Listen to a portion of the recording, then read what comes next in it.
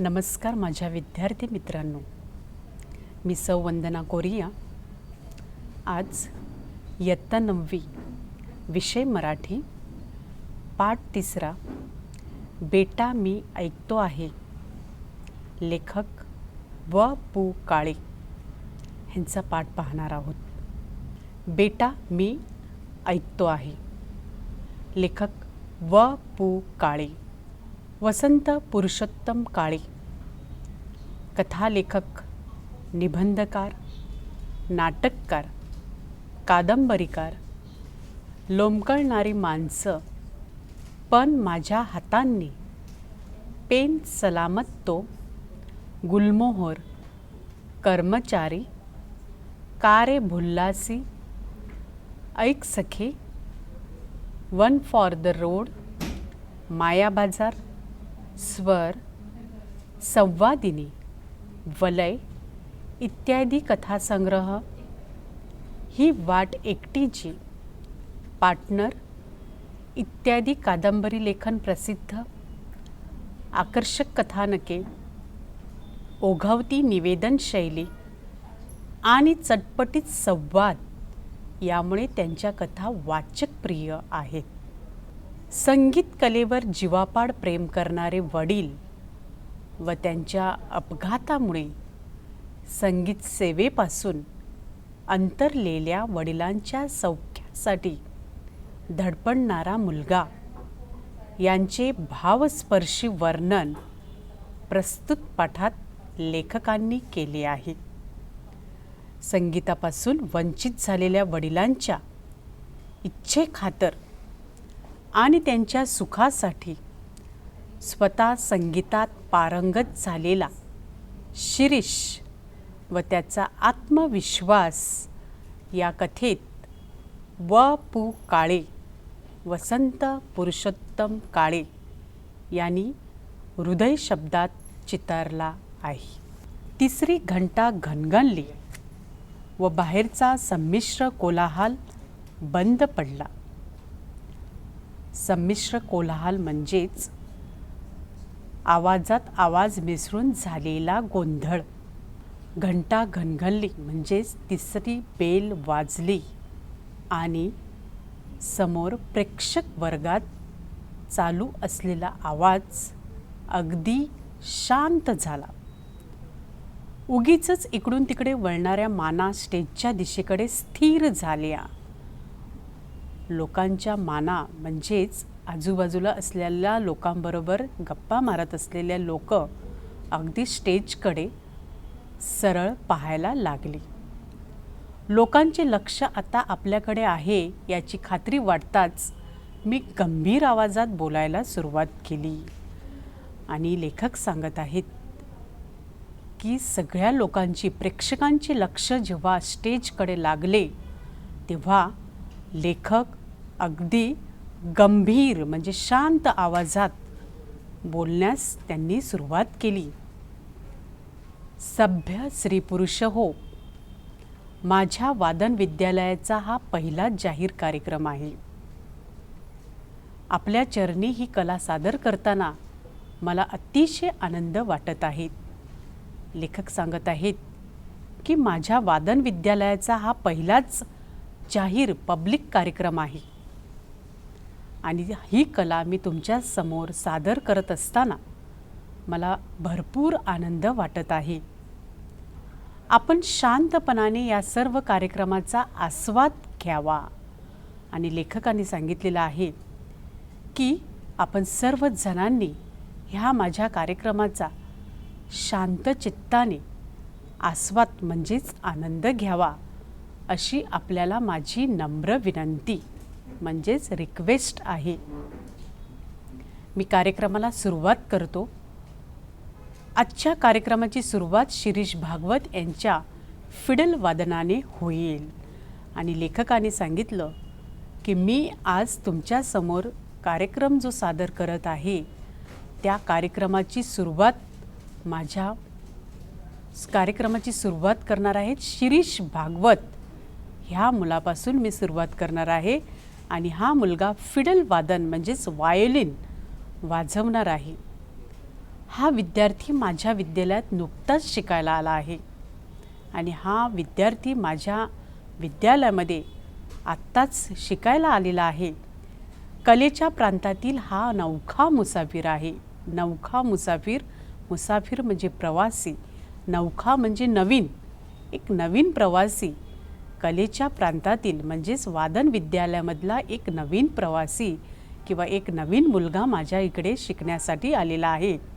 हे लक्षात घेऊन आपण त्याच्या हुशारीचे कौतुक करावे ही विनंती. लेखकांनी प्रेक्षकांना नम्र विनंती केली की माझ्या कलेच्या विद्यालयामध्ये हा एक नवीन मुलगा शिकण्यासाठी आलेला आहे. हे सर्वांनी लक्षात घेऊन त्यांनी जे चांगले काम केलेले आहे त्याच्या हुशारीचे तुम्ही सर्वांनी कौतुक करावे ही एक माझी तुम्हाला रिक्वेस्ट किंवा विनंती आहे. एवढे बोलून मी शिरीषकडे पाहिले. लेखकांनी एवढे बोलल्यानंतर एक नजर त्यांनी शिरीषकडे बघितली. मला या मुलाची अतिशय भीती वाटत होती. लेखक सांगत आहेत की हा मुलगा माझ्या विद्यालयामध्ये प्रथमच आलेला होता आणि म्हणून मला त्याची फार भीती वाटत होती. खरे सांगायचे म्हणजे माझ्या मनातून मला शिरीषला कार्यक्रम द्यायचाच नव्हता. लेखक सांगत आहेत की खरं पाहता मला ह्या मुलाला शिरीषला कार्यक्रम द्यायचाच नव्हता, कारण नुकताच शिकायला लागलेला हा विद्यार्थी माझ्या विद्यालयाचे नाव खराब करील याची मला खात्री होती. कारण लेखक सांगत आहेत की आत्ताच हा मुलगा माझ्या विद्यालयामध्ये शिकण्यासाठी आलेला आहे आणि त्यामुळे माझ्या विद्यालयाचे हा नाव खराब करेल ह्याची मला खात्री होती, गॅरंटी होती आणि म्हणून मी त्याला कार्यक्रम देण्याचे टाळत होतो. म्हणजे माझी इच्छा नव्हती त्याला कार्यक्रम देण्याची. मी शिरीषकडे पाहिले. त्याच्या चेहऱ्यावर धीटपणा व आत्मविश्वास पुरेपूर प्रतिबिंबित झाला होता. मी शिरीषकडे पाहिले. त्याच्या चेहऱ्यावरती धीटपणा म्हणजेच हिम्मत होती आणि आत्मविश्वास म्हणजे फुल कॉन्फिडन्स त्याच्या चेहऱ्यावरती पुरेपूर प्रतिबिंबित म्हणजे चेहऱ्यावरती त्याचा पूर्णपणे आत्मविश्वास दिसत होता. पण त्याचे हे अवसान फार वेळ राहणार नाही हे मी ओळखून होतो. परंतु खूप वेळ त्याची ही हिम्मत किंवा खूप वेळ त्याचा विश्वास त्याच्या चेहऱ्यावरती राहील ह्याची मात्र मला गॅरंटी नव्हती. पडदा वर जाऊन बाहेरचा श्रोतृवृंद नजरेला पडताच त्याचा हा धीर सुटेल याची मला खात्री होती. जेव्हा स्टेजवरील कार्यक्रम चालू होईल आणि स्टेजवरचा पडदा जेव्हा वरती जाईल तेव्हा समोरचे श्रोतृवृंद म्हणजेच प्रेक्षक नजरेसमोर आल्यानंतर हा मुलगा खूप घाबरणार आहे, त्याची हिम्मत कमी होणार आहे असं लेखकांना वाटत होतं. लेखकांना त्याची खात्री होती. शिरीषने खून करताच मी पडदेवाल्याला इशारा केला. इशारा करणे, खून करणे आणि पडदा झर वर गेला. शिरीषने लेखकांना खून करता बरोबर स्टेजवरील पडदा झरझर वर गेला. फुटलाईटचा झगझगीत प्रकाश डोळ्यावर पडताच शिरीषने डोळे मिटून घेतले. स्टेजवरील त्या अतिप्रखर प्रकाशामुळे शिरीषच्या डोळ्यावरती तो प्रकाश पडल्यानंतर त्याने आपल्या स्वतःचे डोळे बंद करून घेतले. त्या प्रकाशाची डोळ्यांना जराशी सवय झाल्यावर शिरीषला सबंध श्रोतृवृंद दिसला. थोडा वेळ त्यांनी डोळे बंद केले आणि थोडा वेळ सवय झाल्यानंतर त्यांनी त्याला डोळे उघडे केले. त्यानंतर त्याला प्रेक्षक समोर स्टेज समोर बसलेला प्रेक्षक दिसला आणि त्याच क्षणी त्याच्या मनाची झालेली चलबिचल म्हणजेच हालचाल निर्माण झाली. त्याच्या मनामध्ये गडबड निर्माण झाली. ती गडबड त्याच्या चेहऱ्यावरती स्पष्ट दिसू लागली. तो कुठेतरी गोंधळलेला होता, तो गडबडून गेलेला होता हे लेखकांनी शिरीषच्या चेहऱ्यावरती स्पष्टपणे बघितले. त्याला आता सावरून धरणे शिक्षक या नात्याने माझे कर्तव्य होते. लेखक सांगत आहेत आता ह्या मुलाला सावरून घेणे हे शिक्षक ह्या नात्याने माझी जबाबदारी होती, कर्तव्य म्हणजे जबाबदारी होती, ज्याला आपण इंग्लिशमध्ये रिस्पॉन्सिबिलिटी म्हणतो. मी तंबोरेवाल्याला व तबलेवाल्याला खून केली. लेखकाने तंबोरेवाल्याला व तबलेवाल्याला इशारा केला. खून करणे, इशारा करणे. तंबोऱ्याचा धीर गंभीर आवाज घुमू लागला. धीर म्हणजे हळूवारपणे तंबोऱ्याचा आवाज त्या स्टेजवरती येऊ लागला. शिरीषने डोळे मिटून, डोळे बंद करून कुणाची तरी ध्यान केल्यासारखे, ध्यान करणे म्हणजेच कुणाची तरी स्मरण, आठवण करणे, कुणाची तरी ध्यान केल्यासारखे दिसले व पुन्हा त्याचा चेहरा पूर्वीच्या आत्मविश्वासाने न्हाऊन निघाला आणि परत एकदा त्याच्या चेहऱ्यावरती पूर्वी निर्माण झालेला जो विश्वास होता तोच परत अगदी झळकून दिसू लागला. हलकेच त्याने चढच लावला. एका 10 ते 12 वर्षाच्या मुलाने शांतपणे वाजवायला सुरुवात केली पाहून लोक शांत बसले. त्या 10-12 वर्षाच्या मुलांनी तो व्हायोलिन वाजवायला सुरुवात करताबरोबर लोकांमध्ये अगदी स्मशान शांत लोक झाले. धीमेपणाने शिरीषने भूप रागातील गत वाजवायला सुरुवात केली. धीमेपणाने म्हणजे शांतपणाने शिरीषने भूप रागातली गत वाजवायला म्हणजे हळूहळू त्याने व्हायोलिन वाजवायला सुरुवात केली. तेच ते सूर, मात्रेचाही फरक नव्हता. मात्रेचाही म्हणजे काहीही त्याच्यात फरक नव्हता. तो शांतपणे वाजवू लागला आणि आजपर्यंत बसला नव्हता एवढा धक्का मला बसला. धक्का बसणे, आश्चर्य वाटणे. लेखकाला नवलच वाटले की हा मुलगा एवढा सुंदर व्हायोलिन वाजवू शकेल ह्याचा लेखकांना विश्वासच पटत नव्हता.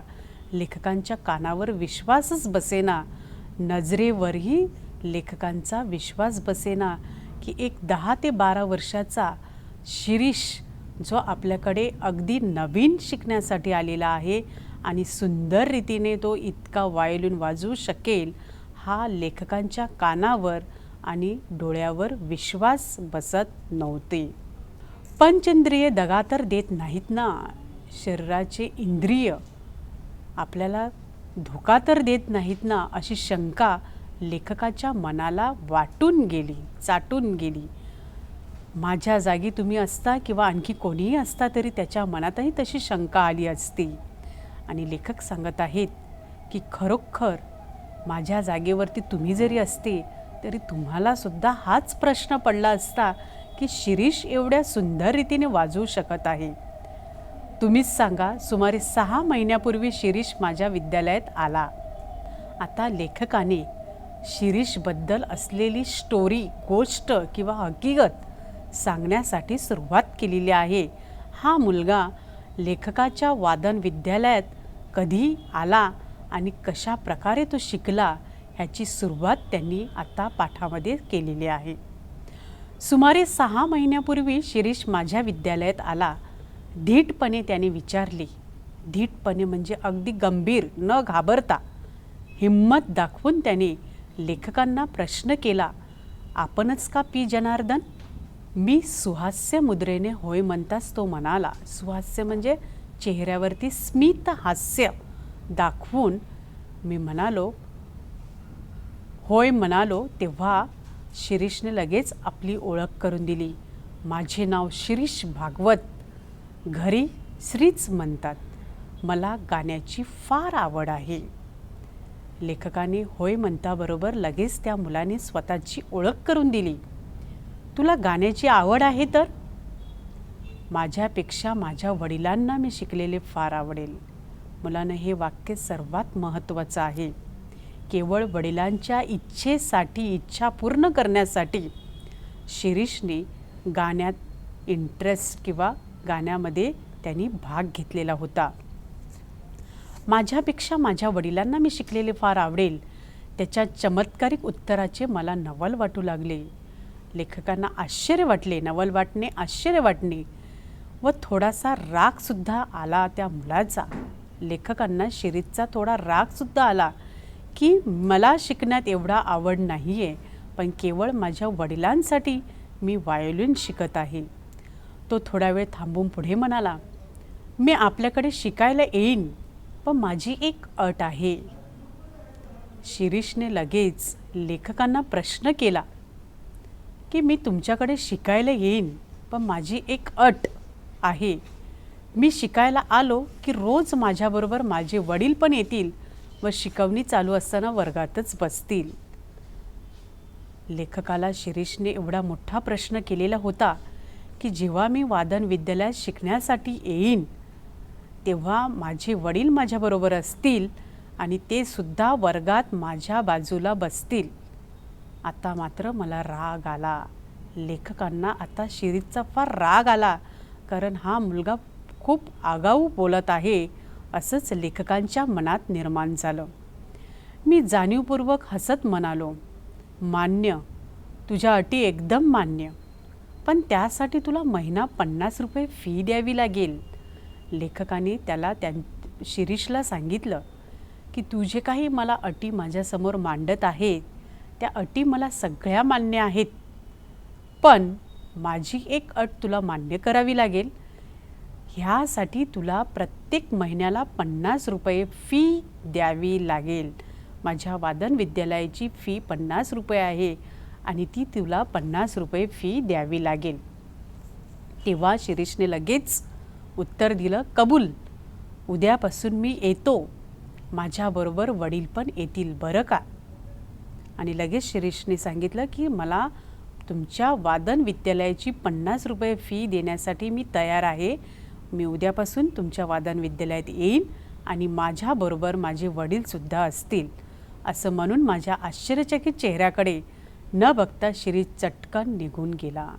लेखकांच्या चेहऱ्यावरती अगदी नवल दिसून येत होतं, परंतु त्या मुलाने एक कटाक्ष, एक नजरही न टाकता चटकन तिथून निघून गेले. दुसऱ्या दिवशी तो अगदी वेळेवर आला. त्याच्याबरोबर एक वयस्कर आणि भारदस्त गृहस्थ आले होते. वयस्कर म्हणजे वृद्ध, एजेड माणूस ज्याला आपण म्हणतो. भारदस्त गृहस्थ आले होते. शिरीष म्हणाला, हे माझे वडील नाना. आमचे नमस्कार झाले.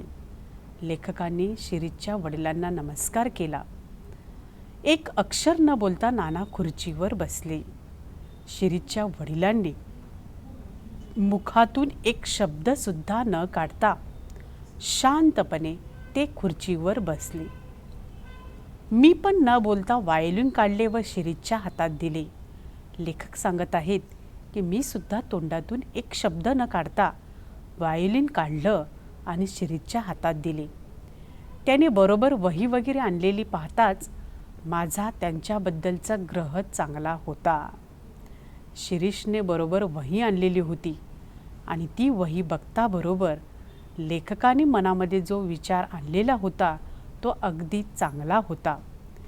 पहिल्या दिवशी प्राथमिक माहिती व पहिला धडा दिल्यावर मी हातात व्हायोलिन घेतले. सुरुवातीला लेखकाने थोडीशी माहिती सांगितली, व्हायोलिन कसं हातात घ्यावं ह्याबद्दल थोडीशी माहिती सांगितली. पहिला धडा दिल्यावरती म्हणजेच व्हायोलिन कसं हातात पकडावं असं शिकवल्यानंतर लेखकाने माझ्या विद्यालयात येणाऱ्या विद्यार्थ्यांना पहिल्या दिवशी स्वतःच वाजवून दाखवायचे अशी माझी प्रथा होती. लेखक सांगत आहेत की माझ्या विद्यालयात जे जे विद्यार्थी शिकण्यासाठी येत आहेत ते त्यांना लेखक प्रथम वाजवून दाखवायचे अशी लेखकांची एक प्रथा, एक पद्धत होती. त्यामागील हेतू एवढाच की मला त्यांना सुचवायचे असते की नेटाने नीट टिकलात तर इतपत वाजवू शकाल. आणि त्यामागची एकच लेखकाची इच्छा होती की जर तुम्ही रोज व्यवस्थित पद्धतीने शिकलात तर मी जसा व्हायोलिन वाजवतो आहे तसंच तुम्ही सुद्धा ह्या माझ्याप्रमाणे वाजवू शकाल, इथपर्यंत तुम्ही पोहोचू शकाल. त्याप्रमाणे सुमारे 20 मिनिटे मी पिलू रागातील एक गत वाजवून दाखवली आणि लेखकाने त्याचप्रमाणे एक 20 मिनिटे व्हायोलिन अगदी हळुवारपणे वाजवून दाखवली. जीवाचे कान करून नाना ऐकत होते. जीवाचे कान करणे म्हणजेच जीव मुठीत घेऊन नाना ते वायोलिन ऐकत होते व शिरीष माझ्याकडे व नानांकडे आळीपाळीने बघत होते. एकदा लेखकांकडे तर एकदा नानांकडे असे आळीपाळीने आलटून पालटून ते पाहत होते. मी वायोलिन खाली ठेवले व नानांकडे पाहिले. लेखक सांगत आहेत की मी वायोलिन खाली ठेवले व नानांकडे एका नजरेने पाहिले. त्यांच्या चेहऱ्यावर तृप्तीचे समाधान स्पष्टपणे दिसत होते. अगदी चेहऱ्यावरती समाधान शिरीषच्या नानांकडे लेखकाने पाहिले आणि त्यामुळे लेखकांना सुद्धा फार बरे वाटले. आपण जाऊया आता, शिरीष म्हणाला व पिता पुत्र उठले. पिता म्हणजे शिरीषचे नाना आणि पुत्र म्हणजे शिरीष, दोघेही तिथून निघाले. मीच आपण होऊन विचारले, काय कसं काय वाटलं एकंदरीत? लेखकाने शिरीषला विचारलं की आज तुला वादन विद्यालयामध्ये कसं काय वाटलं? तेव्हा शिरीषचं उत्तर होतं, वा, उत्कृष्ट, त्याबद्दल प्रश्नच नाही, खूपच छान होतं, मला त्याबद्दल काहीच बोलायचं नाही.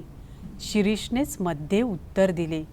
मला त्याच्या आगाऊ स्वभावाचा राग आला. आगाऊ स्वभाव म्हणजे पुढे पुढे बोलणे. नेहमी तोच उत्तरे देत होता. नाना एकही शब्द बोलत नव्हता. त्यामुळे लेखकाला ह्या शिरीषच्या पुढे पुढे बोलण्याचा राग आला. आपण कुठं असता कामाला, भोचकपणे शिरीषच पुन्हा म्हणाला. शिरीषने लेखकांना प्रश्न केला की तुम्ही कुठे कामाला असतात? मला वाटले की मध्ये मध्ये बोलल्याबद्दल नाना शिरीषला दम भरतील. लेखकांची इच्छा होती की शिरीष मध्ये मध्ये बोलत आहे, त्यामुळे कदाचित आपले वडील नाना शिरीषला काहीतरी म्हणजे काहीतरी चिडतील किंवा काही सांगतील. पण त्याउलट ते कौतुकाच्या नजरेनेच त्याच्याकडे पाहत होते. परंतु शिरीषचे नाना अगदी आनंदानेच त्या मुलाकडे पाहत होते, कौतुक करत होते की माझा मुलगा अगदी धीटपणे प्रश्न लेखकांना करत आहे. नियमितपणे रोज पितापुत्राची, नियमितपणे म्हणजे रोज, रोजच्या रोज पितापुत्रांची म्हणजेच नाना आणि शिरीष यांची जोडी येऊ लागली. शिरीषची प्रगती पाहून मात्र प्रसंगी मी पण आश्चर्यचकित होत होतो. मात्र लेखकांना प्रश्न पडत होता, नवल वाटत होतं की दिवसेंदिवस शिरीषची प्रगती अगदी चांगल्या प्रकारे दिसून येत होती. वायोलिनमध्ये त्याचा हात अगदी साफ झालेला दिसत होता. त्याचा हात वाजवायला अतिशय हलका होता आणि माझ्या सर्व विद्यार्थ्यात त्याची आकलनशक्ती फारच दांडगी होती. आकलनशक्ती म्हणजेच जे काही शिकवलं जातं ते पटापट तो प्रॅक्टिस करत होता, पटापट त्याच्या लक्षात येत होतं. नाना रोज त्याच्याबरोबर येत व एक अक्षरही न बोलता शांत बसून राहत. नाना नेहमी वादन विद्यालयामध्ये शिरीषबरोबर येत असत, मात्र एक शब्दसुद्धा ते बोलत नव्हते. मी पण त्यांच्याशी बोलत नसे. लेखक म्हणाले, मी सुद्धा त्यांच्याशी एक शब्दसुद्धा बोलत नसे. हा म्हणता 3 महिने निघून गेले. आणखीन 3 महिन्याने होणाऱ्या माझ्या विद्यालयाच्या प्रथम कार्यक्रमात आपण शिरीषला कार्यक्रम द्यायचा असा मी निश्चय करून टाकला. निश्चय करणे, पक्का निर्णय घेणे की 3 महिने भरून गेलेले आहेत. आता पुढच्या 3 महिन्यानंतर माझ्या वादन विद्यालयामध्ये एक मोठा कार्यक्रम मी आयोजित करणार आहे आणि ह्या कार्यक्रमामध्ये मी शिरीषला पहिला पाठ किंवा पहिला भाग देणार आहे असा पक्का निश्चय लेखकांनी केला. त्यानुसार मी शिरीषला म्हणालो, शिरीष, अशीच प्रगती कायम राहू दे. आपल्या विद्यालयाच्या कार्यक्रमात मी तुझा कार्यक्रम ठेवणार आहे. आणि लेखकांनी शिरीषला सांगितलं की अशीच प्रगती तू कायमची ठेव. मी तुला आपल्या विद्यालयाच्या कार्यक्रमामध्ये तुझा कार्यक्रम ठेवणार आहे. हे ऐकल्यावर शिरीषला अत्यानंद होईल अशी कल्पना होती. अत्यानंद म्हणजे अतिशय आनंद होईल अशी लेखकांची अपेक्षा होती. पण त्याच्या चेहऱ्यावर आनंदाच्या काहीही भावना दिसल्या नाहीत.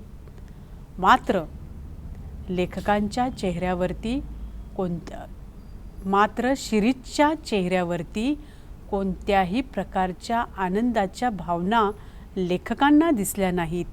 इतकेच नव्हे तर त्याचा चेहरा काहीसा उतरला म्हणजे चेहरा पडणे, थोडासा नाराजी त्याच्या चेहऱ्यावरती दिसू लागली. मी विचारले, काय तुला हे ऐकून काहीच आनंद वाटत नाही का? लेखकाने शिरीषला प्रश्न केला की तुला एवढ्या मोठ्या कार्यक्रमात मी तुझा कार्यक्रम ठेवणार आहे आणि ते ऐकून तुला काहीच आनंद वाटत नाही का? गंभीर आवाजात ठाशीव स्वरूपाचे उत्तर आले. गंभीर सिरियसपणे शिरीषने लेखकांना उत्तर दिले, माझ्यापेक्षा नानांना त्याचा आनंद जास्त होईल. मला आनंद होणार नाही, परंतु माझ्या नानांना जर हे समजलं तर त्यांना आनंद मात्र फार होईल. पिता पुत्र गेले आणि प्रत्येक वेळी मिळणाऱ्या शिरीषच्या तरेवाईक उत्तराचे आश्चर्य करीत मी बसलो. तरेवाईक म्हणजे निरनिराळ्या उत्तराचे आश्चर्य नवल लेखकांना वाटले. तिथून शिरीष आणि नाना त्यांचे निघून गेल्यानंतर लेखक मनातल्या मनात विचार करत होते की हा छोटासा मुलगा एवढ्या निरनिराळ्या प्रकारची प्रश्न उत्तरं मला देत आहे. प्रत्येक वेळी तो नानाचे नाव का घेतो व नाना अगदी रोज त्याच्याबरोबर येतात, याचे रहस्य काय असावे या प्रश्नाचे उत्तर मला सापडेना. प्रत्येक वेळी तो आपल्या प्रश्नामध्ये, आपल्या उत्तरामध्ये शिरीष नानांचेच नाव घेत आहेत, ह्याचा मात्र गूढ किंवा ह्याचे मात्र रहस्य लेखकांना समजत नव्हते. लेखकाला त्या प्रश्नाचे उत्तर मात्र मिळत नव्हते. याशिवाय आणखीन एक शंका माझ्या मनात वरच्यावर येत असे, ती म्हणजे नाना जवळ असताना शिरीष मोकळ्या मनाने वायोलिन वाजवत नसावाही. आणखीन एक शंका, एक प्रश्न लेखकांच्या मनात निर्माण झाला की नाना जवळ असताना सुद्धा शिरीष मोकळ्या मनाने वायोलिन का वाजवत नसावा. दुसऱ्याच दिवशी शिरीष आला नाही. त्याचा हा वादन विद्यालयाचा पहिला खाडा म्हणजेच पहिली सुट्टी त्यांनी घेतलेली होती. नसेल एखाद वेळेस जमले असे मी समाधान करून घेतले. लेखकाने स्वतःचेच उत्तर स्वतःने शोधून काढले की कदाचित आज त्याला यायला जमलं नसेल म्हणून तो वादन विद्यालयात ॲब्सेंट राहिलेला आहे. पण त्याच्या दुसऱ्या दिवशीसुद्धा शिरीष आला नाही आणि असे लागोपाठ 15 दिवस शिरीष वादन विद्यालयामध्ये गैरहजर राहिला. शिरीषचा पत्ता नव्हता. 16व्या दिवशी एक मनुष्य निरोप व फीचे पैसे घेऊन आला. मात्र 16व्या दिवशी एक माणूस, एक मेसेज, एक निरोप आणि फी घेऊन तो लेखकांच्या घरी आला. नाना आजारी असल्यामुळे शिरीष येऊ शकणार नाही असं त्या माणसाच्या मुखातील शब्द होते असे तो म्हणाला. थोड्याशा त्यागाने मी म्हणालो, थोडासा रागाने लेखकाने त्या माणसाला सांगितलं की नानाशी त्याला काय करायचे आहे, इकडे कार्यक्रम जवळ येत चालला आहे, त्याची काय. लेखकाला भरपूर राग आलेला होता, कारण आता वादन विद्यालयाचा पहिलाच कार्यक्रम होता आणि त्याच्यामध्ये शिरीषला भाग घेतलेला होता आणि गेली 15 दिवस शिरीषचा पत्ता नव्हता आणि आज अचानक एक माणूस हजर राहिलेला आहे आणि तो निरोप घेऊन आलेला आहे की नाना आजारी आहेत, त्यामुळे शिरीष येऊ शकणार नाही. त्याची वाट पाहून मी त्याचा कार्यक्रम रद्द केला. त्याचे नाव पण काढायचे नाही एवढा राग लेखकांना शिरीषबद्दल वाटला, कारण शिरीष ऐन वेळेला गायब झालेला होता. कार्यक्रम जवळ आलेला होता. आता त्याचं नावसुद्धा काढायचं नाही असे ठरवून मी बाकीचे विद्यार्थी तयार केले. समारंभाचा दिवस उगवला आणि सकाळपासून शिरीषच्या आठवणीने मी उगाचच बेचैन झालो होतो. मी इकडे तिकडे शिरीषच्या आठवणीने माझं मन बेचैन चलबिचल झालेलं होतं. मला शिरीषची सारखी आठवण येत होती. लेखक म्हणत आहेत की सकाळपासून शिरीषच्या आठवणीने मी अगदी बेचैन, मी चलबिचल झालो होतो. सकाळची इतर कामे आटोपून मी जरा स्वस्थ बसणे, शांत बसणे, आरामात बसणे. तोच दारात शिरीष उभा. थोडीशी कामं लेखकाने त्यांची आटोपली आणि जरा शांतपणे बसत आहे तोपर्यंत शिरीष लेखकांच्या दरवाजासमोर उभा होता. मी ताडकन उभा राहिलो व त्याच्याजवळ गेलो. ताडकन म्हणजे अचानक उभा राहिलो आणि त्याच्या जवळ गेलो. अरे तुझा पत्ता तरी काय, म्हणजेच तुझा ॲड्रेस तरी काय, तू कुठे राहतो आणि आज एकटाच कसं काय, नाना कसे नाहीत बरोबर, इकडची दुनिया तिकडे होईल ना, रोज तर तू नानांना बरोबर घेऊन जातोय आणि आज एकटा कसा काय आलेला आहेस, आज तुझे नाना नाहीत म्हणजे आज दुनिया उलटी होणार आहे. तेव्हा शांत स्वरूपात शिरीषने दिलेले उत्तर होते, इकडची दुनिया तिकडेच झाली आहे सर, यापुढे मी एकटाच दिसेन. माझे माझे नाना कायमचे गेले हो सर. बऱ्याच सांत्वनानंतर त्याने विचारले. खूप सारे सांत्वन लेखकांनी शिरीषचे केले, कारण शिरीषचे वडील आता ह्या दुनियेत राहिलेले नव्हते आणि त्यामुळे लेखकांनी शिरीषचे सांत्वन केले. आज आपल्या विद्यालयाचा कार्यक्रम ना, मी खिन्नपणे हो म्हणालो. शिरीषने लेखकांना प्रश्न केला की आज आपल्या विद्यालयाचा कार्यक्रम ना. लेखकाने अगदी शांतपणे उत्तर दिलं, हो.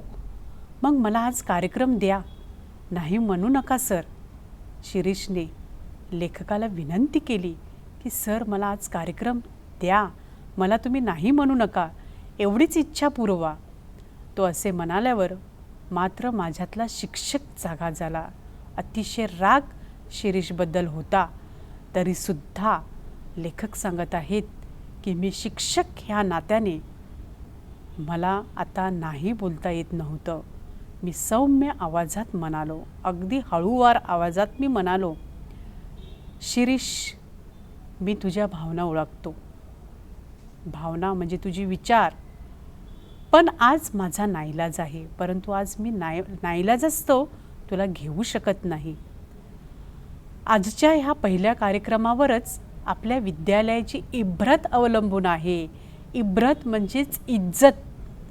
आज एवढा मोठा कार्यक्रम आहे आणि या कार्यक्रमामध्ये माझी इज्जत आहे आणि त्यातून तुझी 2 महिने गैरहजेरी लागलेली.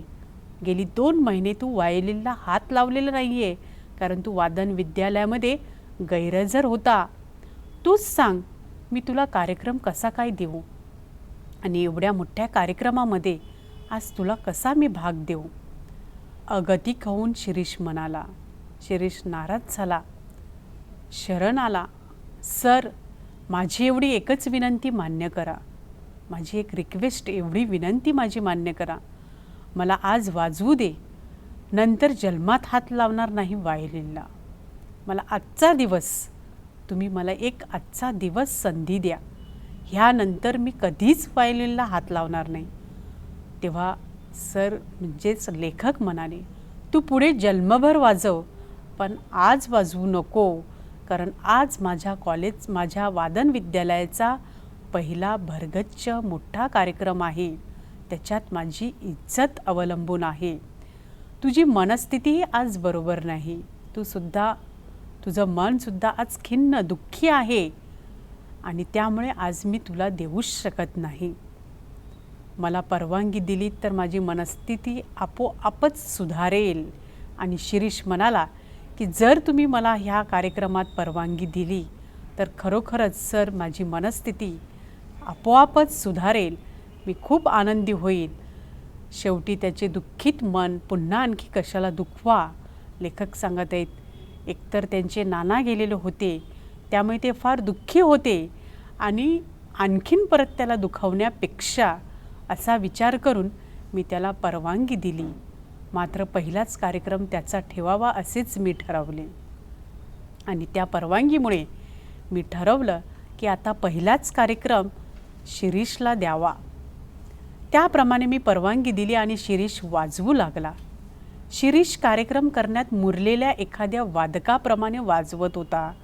मुरलेला म्हणजे चांगला एक्सपिरियन्स असलेला व्यक्ती जशी असते त्याप्रमाणेच शिरीष वाजवत होता. इतके शिकला तरी कुठे ह्याचाच मी विचार करत होतो. हा मुलगा गेली 3 महिने वादन विद्यालयात आलेला नव्हता. तरीसुद्धा हा मुलगा अगदी सुंदररित्या वायोलिन वाजवत आहे. हा शिकला तरी कुठे, हा एक प्रश्न लेखकांच्या मनामध्ये निर्माण झाला. नवीनच शिकायला लागलेला मुलगा इतके उत्कृष्ट वाजवतो तर जुने मुरलेले विद्यार्थी किती छान वाजवत असतील. हा मुलगा एक नवीन माझ्या वादन विद्यालयामध्ये आलेला होता. तो जर इतक्या चांगल्या प्रकारे वाजवत असेल तर माझी जी जुने विद्यार्थी आहेत ते किती छान वाजवतील, असंही लेखकांच्या मनामध्ये प्रश्न निर्माण झाला.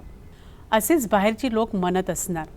तेव्हा याच्यानंतर वाजवायला कुणाला बसवावे, टाळ्यांच्या कडकडाटाने मी भानावर आलो. लेखकांच्या मनामध्ये असेच विचार चालू होते. शिरीष वाजवत होता आणि लेखकांच्या मनात अनेक नानाविध प्रश्न निर्माण होत होते.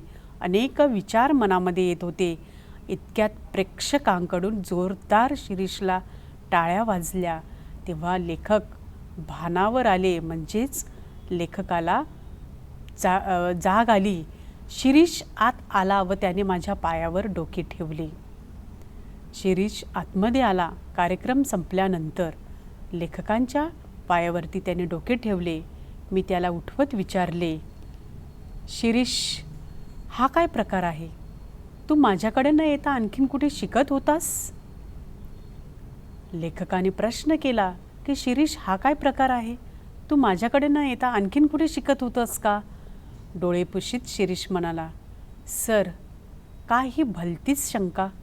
मी तुम्हाला सर्व सविस्तरपणे सांगतो. शंका म्हणजे मनात असलेला प्रश्न. सर, मी तुम्हाला अगदी माझी माहिती व्यवस्थितपणे आता तुमच्या समोर मांडत आहे. ज्या दिवशी मी तुमच्याकडे फी व चिठ्ठी पाठवली त्याच रात्री नाना वारले, म्हणजेच शिरीषचे वडील मरण पावले.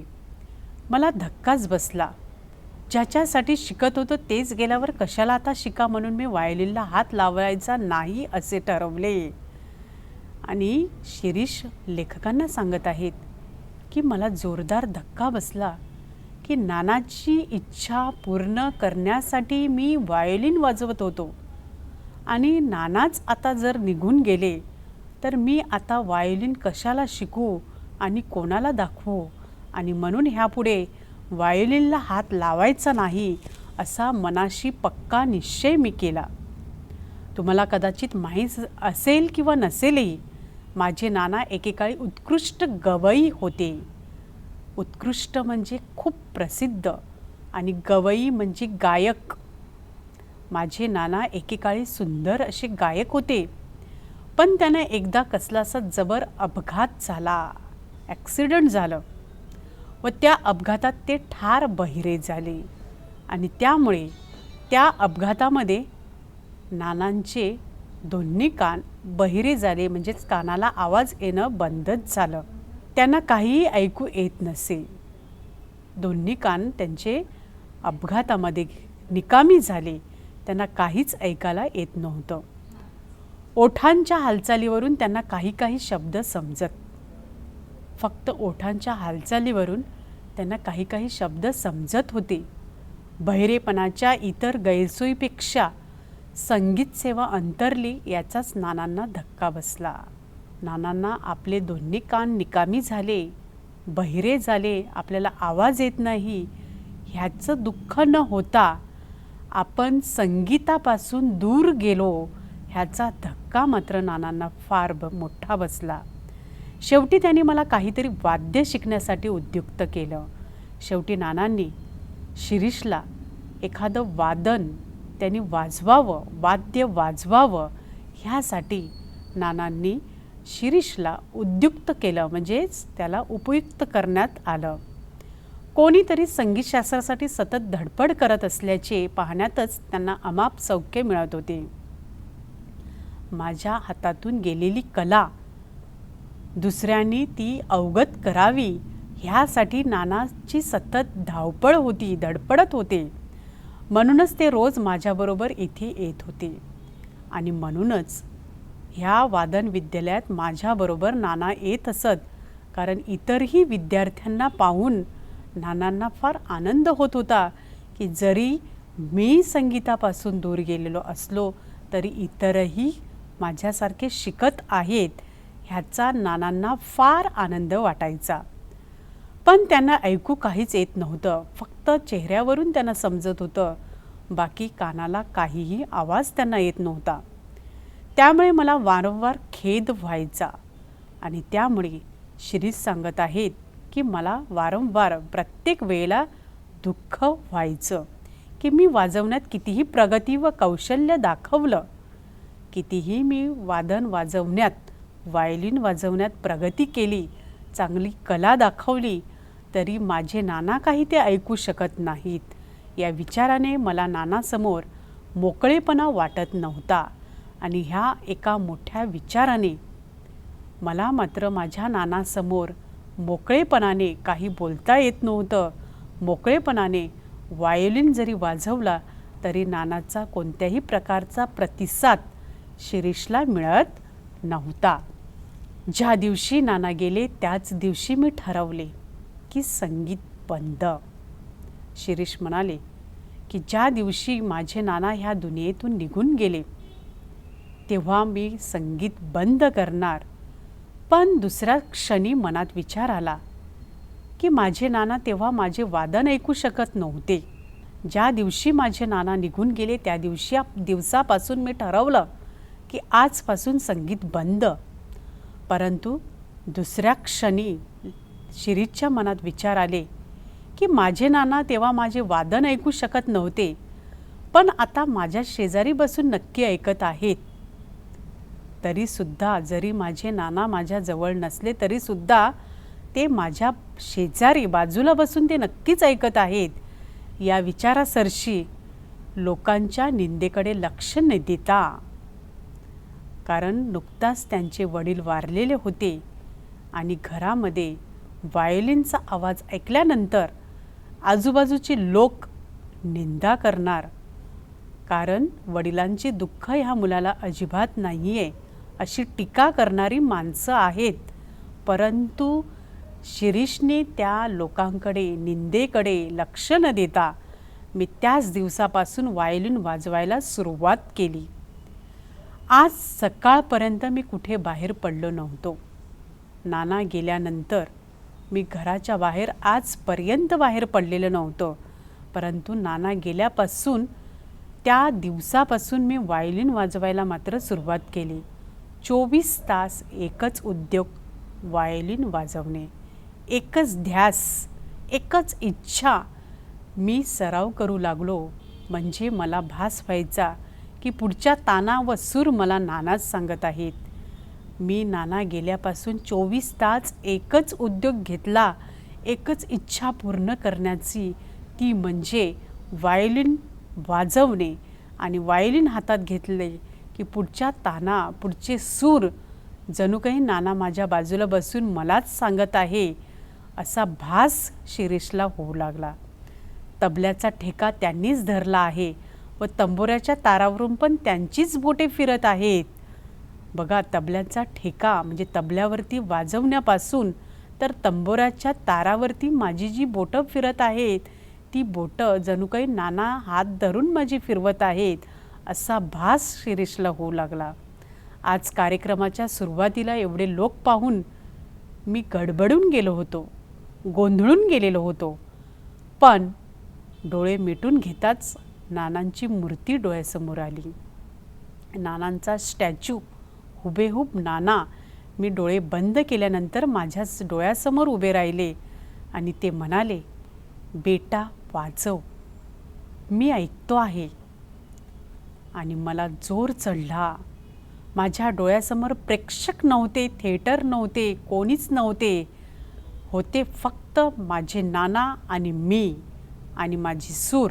शिरीष गप्प बसला आणि मी काहीच बोलू शकत नव्हतो.